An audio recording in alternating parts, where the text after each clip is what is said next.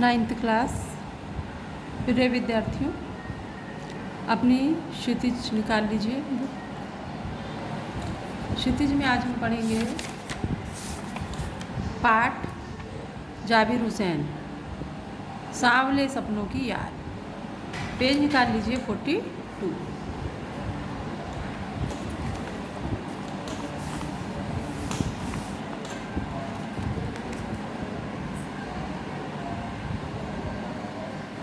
तो बच्चों, जाबिर हुसैन का जन्म सन 1945 में गांव नोन्ही, राजगीर, जिला नालंदा, बिहार में हुआ था। वे अंग्रेजी भाषा एवं साहित्य के प्राध्यापक रहे। सक्रिय राजनीति में भाग लेते हुए 1977 में मुंगेर से बिहार विधानसभा के सदस्य निर्वाचित हुए और मंत्री बने। सन 1995 से बिहार विधान परिषद के सभापति हैं। यानी इनका जन्म कब हुआ था? 1945 में। कहाँ हुआ था? नोन्ही, राजगीर जिला नालंदा के बिहार में हुआ था। अंग्रेजी भाषा एवं साहित्य के ये प्राध्यापक रहे।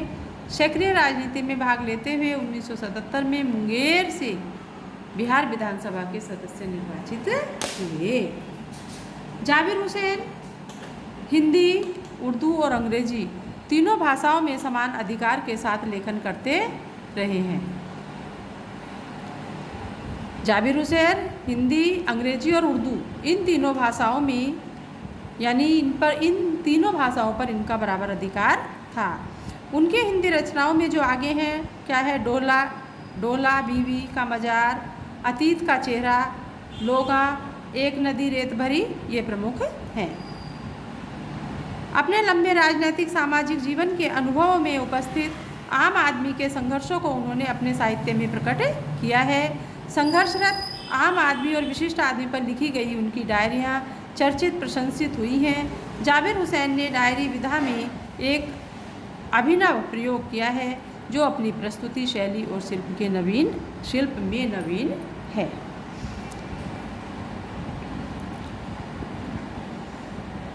तो जो ये पाठ पढ़ेंगे हम, सांवले सपनों की याद, इसमें क्या है? इस पाठ में आप पढ़ेंगे, यानी प्रस्तुत पाठ में 1947 में प्रसिद्ध पक्षी विज्ञानी सालिम अली की मृत्यु के तुरंत बाद डायरी शैली में लिखा गया ये संस्मरण है।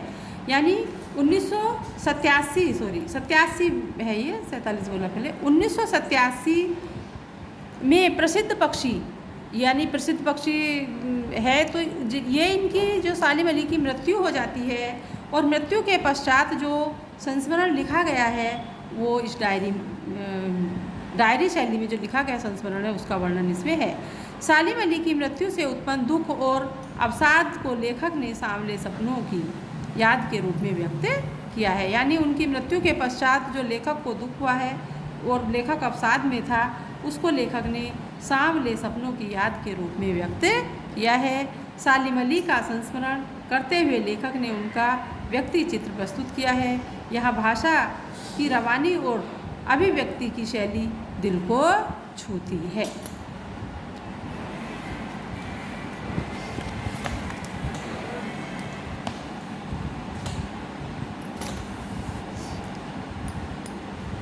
यह है सांवले सपनों की याद।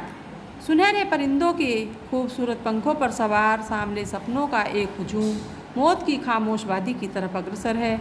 कोई रोक टोक सके ये कहाँ संभव है? यानी सुनहरे परिंदों के खूबसूरत पंखों पर सवार, परिंदों यानी पक्षी है ना, सुनहरे पक्षियों के खूबसूरत पंखों पर, यह बहुत सुंदर पंखों पर सवार होकर के सांवले सपनों का एक हुजूम माने जन समुदाय की एक बहुत सारी भीड़ मौत की खामोश वादी की तरफ अग्रसर है। यानी मृत्यु हो गई है, खामोश हो गए हैं, बिना कोई बोल चल नहीं रहे हैं, खामोश है, मृत्यु की सैया पर सोए हुए हैं, उसकी ये अब उस तरफ जा रहे हैं। इनको कोई रोक टोक नहीं सकता है, कोई कितना भी प्रयास कर ले लेकिन इनको रोकना संभव नहीं है। इस हुजूम में आगे आगे चल रहे हैं सालिम अली। इस जो भीड़ है जन समुदाय की जो भीड़ है इसमें आगे चल रहे हैं कौन? सालिम अली। अपने कंधों पर सैलानियों की तरह अपने अंतरहीन सफ़र का बोझ उठाए, यानी जैसे कोई यात्री है अपने कंधों पर, यानी यात्रियों की तरह से ये जा रहे हैं, अपने अंतरहीन सफ़र का बोझ उठाए, यानी अपने जो उनका जीवन भर का सफ़र रहा है उसको लेकर के वो जा रहे हैं। लेकिन यह सफ़र पिछले तमाम सफ़रों से भिन्न है। जो और उन्होंने सफ़र किए हैं उन सभी सफ़रों से ये अलग है। भीड़ भाड़ की ज़िंदगी और तनाव के माहौल से सालिम अली का यह आखिरी पलायन है। यानी जो संसार की भीड़ थी, भीड़ भाड़ की ज़िंदगी थी, इसमें तनाव है, जब जीवन में रहते हैं तनाव भी है, सब कुछ होता है, इससे अब वो दूर हो गए हैं, इस माहौल से दूर हो गए हैं। सालिम अली का अब ये आखिरी पलायन है। पलायन का मतलब है एक स्थान से दूसरे स्थान पर जाना। अब वो यहाँ से छोड़ करके कहीं दूसरे स्थान पर जा रहे हैं। अब तो वो उस वन पक्षी की तरह प्रकृति में विलीन हो रहे हैं जो ज़िंदगी का आखिरी गीत गाने के बाद मौत की गोद में जा बसा हो। कोई अपने जिस्म की हराकत और दिल की धड़कन देकर भी उसे लौटाना चाहे तो वह पक्षी अपने सपनों के गीत दोबारा कैसे गा सकेगा। यानी कि अब वो ज़िंदगी का आखिरी गीत गाने के बाद, यानी उन्होंने अपना जीवन जी लिया है और उस जीवन लीला को समाप्त करके अब वो मौत की गोद में जा बसे हैं। कोई वहाँ से कितना भी प्रयास करे, यानी अपने शरीर की हरारत और दिल की धड़कन देकर भी यदि यानी कि लाखों प्रयत्न करने के बाद भी यदि कोई उसे लौटाना चाहे तो वह पक्षी सपनों के गीत दोबारा गा नहीं सकेगा, अर्थात अब वो इस दुनिया में दोबारा नहीं आ सकेगा। मुझे नहीं लगता कोई इस सोए हुए पक्षी को जगाना चाहेगा। क्या कहता है लेखक कि मुझे ऐसा नहीं लग रहा कि कोई, यानी सालिम अली को जो मृत अवस्था में है उनको क्या कहा है, अभी पक्षी कहा है कि मुझे ऐसा नहीं लग रहा है कि कोई इस पक्षी को जगाना चाहेगा। वर्षों पूर्व खुद सालिम अली ने कहा था कि लोग पक्षियों को आदमी की नज़र से देखना चाहते हैं, उनकी यह भूल है। यानी पक्षी को लोग आदमी की नज़र से देखना चाहते हैं, ये उनकी भूल है। ठीक उसी तरह जैसे जंगलों और पहाड़ों, झरनों और अवसारा माने क्या होता है, झरना को वो प्रकृति की नज़र से नहीं आदमी की नज़र से देखने को उत्सुक रहते हैं। भला कोई आदमी अपने कानों से पक्षियों की आवाज़ का मधुर संगीत सुनकर अपने भीतर रोमांच का सोता फूटता महसूस कर सकता है? यानी ऐसा उन्होंने कहा कि भला कहीं ऐसा होता है कि कोई मनुष्य अपने कानों से पक्षियों की आवाज़ को सुन करके, मधुर आवाज़ को सुन करके उसके भीतर रोमांच उत्पन्न हो और उसको सोता, जैसे कि रोमांच का सोता फूटने का मतलब है एक के बाद बराबर आता जाना, जैसे पानी का निकलता है इस तरह से, है ना। तो अंदर से एक रोमांच सा उत्पन्न हो रहा था, यानी रोमांच सा आता हुआ महसूस कर सकता है। एहसास की ऐसी ही एक उबड़ खाबड़ ज़मीन पर जन्मे मिथक का नाम है सालिम अली। यानी ऐसा ही ये उबड़ खाबड़ ज़मीन पर जन्मे अलग किस्म के मिथक मतलब अलग किस्म के एक व्यक्ति थे। क्या नाम था इनका? सालिम अली। पता नहीं इतिहास में कब कृष्ण ने वृंदावन की रासलीला रची थी, कोई नहीं जानता। और शौक गोपियों को अपनी शरारतों का निशाना बनाया था। कब माखन भांडे फोड़े थे और दूध छाली से अपने मुंह भरे थे। यानी ये कब की बात है, ये तो हम केवल किताबों में पढ़ते हैं, लेकिन कोई जानता नहीं है कब की बात है कि कब कृष्ण ने जो है वृंदावन में रासलीला की थी, दूध के बर्तन फोड़े थे, अपनी शरारतों से गोपियों को रिझाया था, है ना, दूध छाली से अपने मुंह भरे थे, माखन खाया था। ऐसा कौन जानता है, हमने थोड़ी देखा है, लेकिन ये हमने पढ़ा है। कब वाटिका में छोटे छोटे किंतु घने पेड़ों की छाँव में विश्राम किया था, कब दिल की धड़कनों का एकदम तेज करने वाले अंदाज में बंशी बजाई थी, और पता नहीं कब वृंदावन की पूरी दुनिया संगीत में हो गई थी।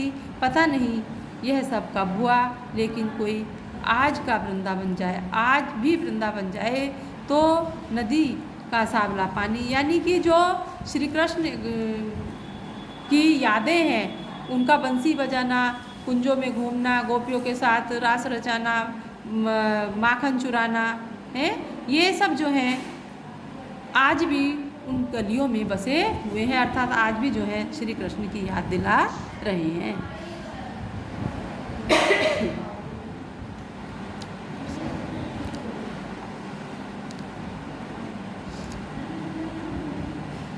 सांवला पानी, यानी आज भी वहाँ जाएं तो जो यमुना का सांवला पानी है पूरे घटनाक्रम को याद दिला देगा। हर सुबह सूरज निकलने से पहले जब पतली गलियों से उत्साह भरी भीड़ नदी की ओर बढ़ती है तो लगता है जैसे उस भीड़ को चीरकर अचानक कोई सामने आएगा और बंसी की आवाज़ पर सब किसी के कदम थम जाएंगे, यानी ऐसा वहाँ पर आज भी लगता है। हर शाम सूरज ढलने से पहले जब वाटिका का माली सैलानियों को हिदायत देगा तो लगता है जैसे बस कुछ ही क्षणों में वो कहीं से आ टपकेगा और संगीत का जादू वाटिका के पूरे माहौल पर छा जाएगा। वृंदावन कभी कृष्ण की बांसुरी के जादू से खाली हुआ है क्या? यानी कि जो श्री कृष्ण की पहली यादें हैं, जैसा जैसा हमने सुना है, पढ़ा है, ऐसा लगता है कि उस वृंदावन की गलियों में, उन कुंजों में आज भी श्री कृष्ण मौजूद हैं, अर्थात श्री कृष्ण की मौजूदगी से वो खाली नहीं हुआ है। अभी वहाँ अभी भी वही सब है जैसा वहाँ उस समय था। और ऐसा लगता है जैसे कि श्री कृष्ण अभी आ जाएंगे, है ना, वृंदावन की बांसुरी बजाते हुए अभी आ जाएंगे, ऐसा वहाँ पर लगता है। मिथकों की दुनिया में इस सवाल का जवाब तलाश करने से पहले एक नज़र कमज़ोर काया वाले उस व्यक्ति पर डाली जाए जिसे हम सालिम अली के नाम से जानते हैं। उम्र को शती तक पहुँचने में थोड़े ही दिन तो बच रहे थे। शती माने 100 वर्ष का समय। संभव है लंबी यात्राओं की थकान से उनके शरीर को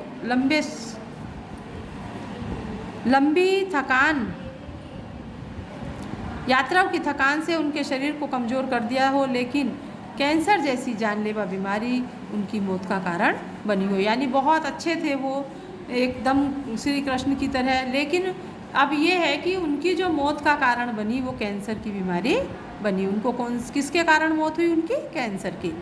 लेकिन अंतिम समय तक मौत उनकी आँखों से वह रोशनी छीनने में सफल नहीं हुई जो पक्षियों की तलाश और उनकी हिफाजत के प्रति समर्पित थी। यानी अंतिम समय तक भी उनकी आँखों की रोशनी ख़त्म नहीं हुई। सालिम अली की आँखों पर चढ़ी हुई दूरबीन उनकी मौत के बाद ही तो उतरी थी। यानी वो कैंसर के रोगी थे, इतने बड़े रोग से वो रोग को सह रहे थे, झेल रहे थे, लेकिन वो फिर भी क्या कर रहे थे? फिर भी पक्षियों को तलाशने में, उनकी हिफाजत करने में वो पूरी तरह समर्पित थे। जो दूरबीन लगा करके वो पक्षियों को देखा करते थे, उनकी मृत्यु के पश्चात ही उस दूरबीन को उतारा गया।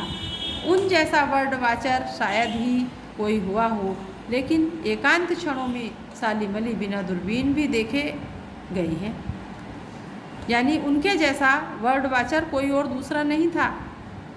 और कुछ जब वो अकेले रहते थे तो बिना दूरबीन के भी उनको देख लिया जाता था। दूर क्षितिज तक फैली ज़मीन और झुके आसमान को छूने वाली उनकी नज़र में कुछ कुछ वैसा ही जादू था जो प्रकृति को अपने घेरे में बांध लेता है।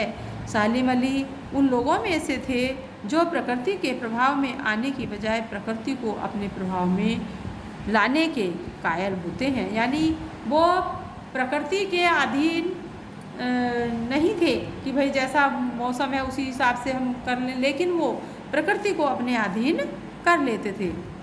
जैसा स्वयं होते थे वैसे ही वो उसको बना लेते थे।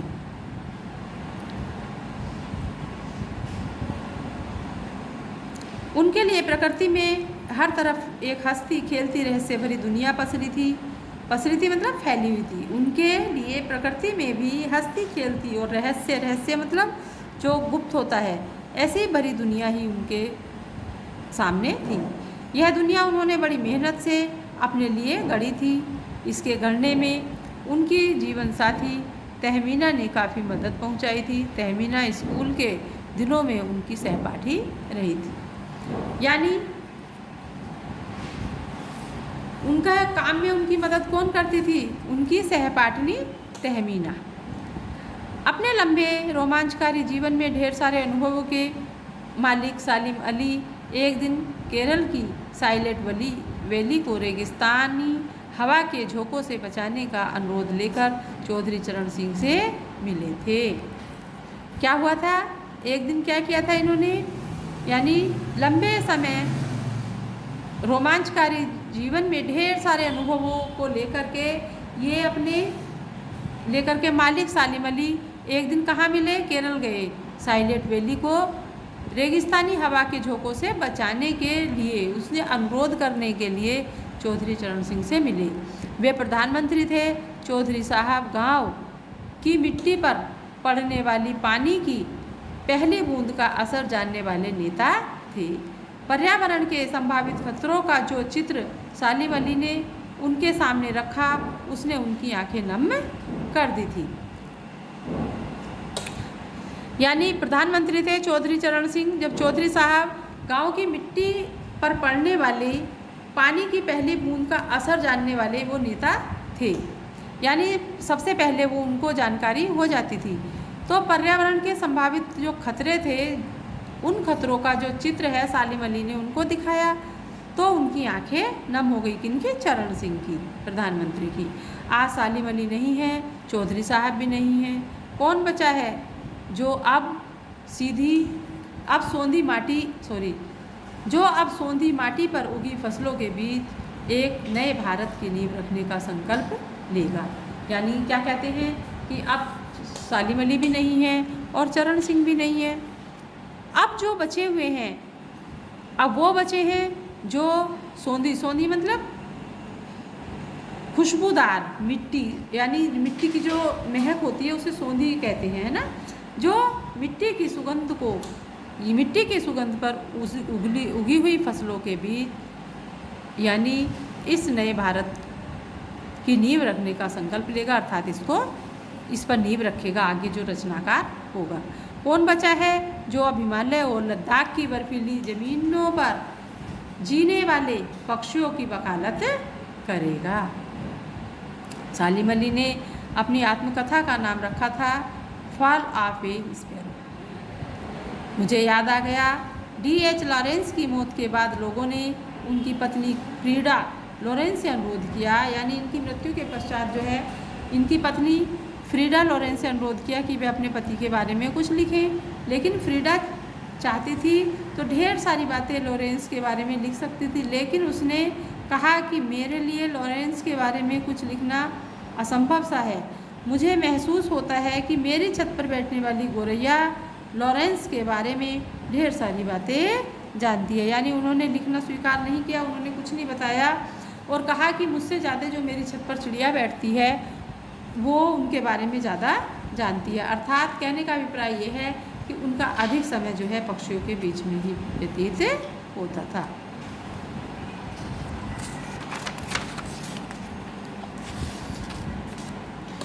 मुझसे भी ज़्यादा जानती है, वो सचमुच इतना खुला और सादा दिल आदमी था।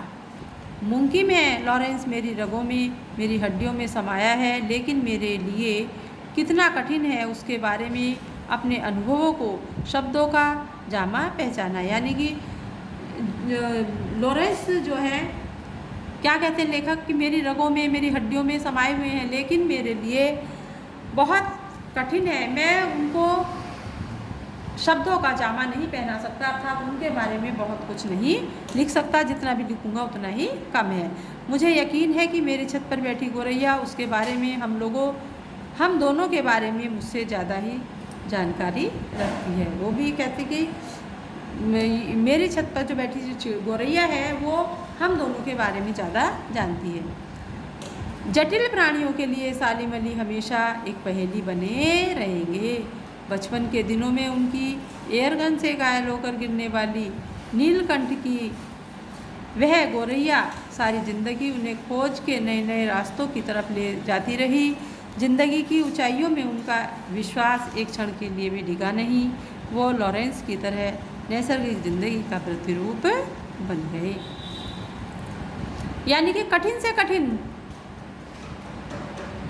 परिस्थितियों में कठिन प्राणियों के लिए भी सालिम अली हमेशा क्या है, एक रहस्य ही बने रहते थे, एक पहेली ही बने रहते थे। बचपन दिनों में एक बार की बात है कि उनकी एयरगन से एक चिड़िया घायल होकर के गिर गई। नीलकंठ की वह गौरैया सारी ज़िंदगी उन्हें खोज के नए नए रास्तों की तरफ ले जाती रही है। वो गौरैया जो चिड़िया थी उससे इनको बहुत अधिक सीख मिली, यानी इनको जो है नए नए रास्ते जो है वो सुझाती रहती थी उस चिड़िया से। इनको बहुत खोज की इन्होंने और ज़िंदगी की ऊंचाइयों तक जो है ये चढ़ गए, कहीं भी इनका विश्वास नहीं डिगा। सालिम अली प्रकृति की दुनिया में एक टापू बनने की बजाय की बजाय अथाह सागर बनकर उभरे। यानी इन्होंने अपने इस जीवन काल में एक थोड़ा सा नहीं, वैसे ही किसी ने नाम नहीं लिया, बल्कि ये अथाह सागर बनकर उभरे, अर्थात इन्होंने बहुत अधिक प्रसिद्धि प्राप्त की। जो लोग उनके भ्रमणशील स्वभाव और उनकी यायावरी से परिचित हैं, उन्हें महसूस होता है कि वो आज भी पक्षियों के सुराग में ही निकले हैं और बस अभी गले में लंबी दूरबीन लटकाए अपने खोजपूर्ण नतीजों के साथ लौट आएंगे। अब वो तो नहीं रहे, यानी कौन, सालिम अली तो अब हमारे बीच में नहीं रहे। जब तक वो नहीं लौटते क्या उन्हें गया हुआ मान लिया जाए? मेरी आँख नम है, सालिम अली तुम लौट आओ ना। लेखक कहता है दुखी होकर के कि जब तक वो गए हैं वो दोबारा आएंगे इस पृथ्वी पर, लेकिन जब तक वो आएंगे तो उनकी अनुपस्थिति में जो है लेखक की आंखें नम हैं और उम्मीद करते हैं कि सालिम अली तुम लौट आओगे, अवश्य लौट करके आओगे फिर से। धन्यवाद।